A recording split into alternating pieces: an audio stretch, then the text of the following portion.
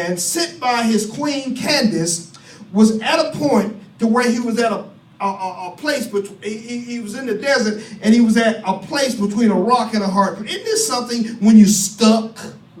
Anybody ever been stuck? Didn't know which direction to go, and all of a sudden God showed up. And he just didn't show up in his own spirit, but he showed up in another person. Amen. He showed up as an angel of the Lord. This is who Philip showed up as. And I said once before, sometimes what we consider an angel of the Lord is not necessarily a celestial being. An angel of the Lord could be my wife, could be my friends, could be somebody in the church who's coming to visit me, to minister to me, and to minister with me. Amen.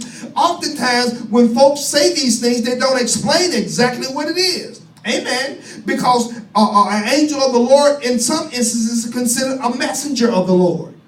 So you got to understand, and they need to teach you, because if we don't, we'll be just like the eunuch who's stuck on his chariot. He's reading something, but he don't understand it.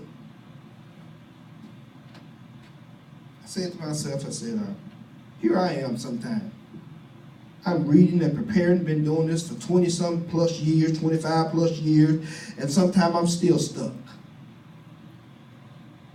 But the word says the Spirit of the Lord will rush in like a storm, and he'll build up a standard against that which is trying to block his word from getting to me.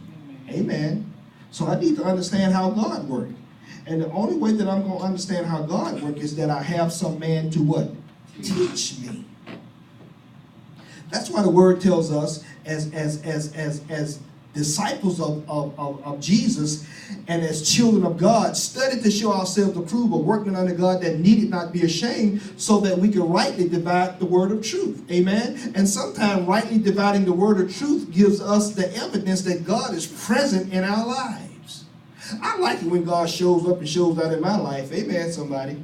I like it because at some point I'm lost and somebody needs my help and I don't know what to say to them. I don't know what the answer is going to be. But then God will show up and say, okay, just say it like this. Just say it like this. And so sometimes it ain't necessarily how you want to say it, but it's how God want to say it. And God will cause you to say it the way that they'll understand it. Everybody can't get theologically deep, so sometimes you got to get ghetto willing.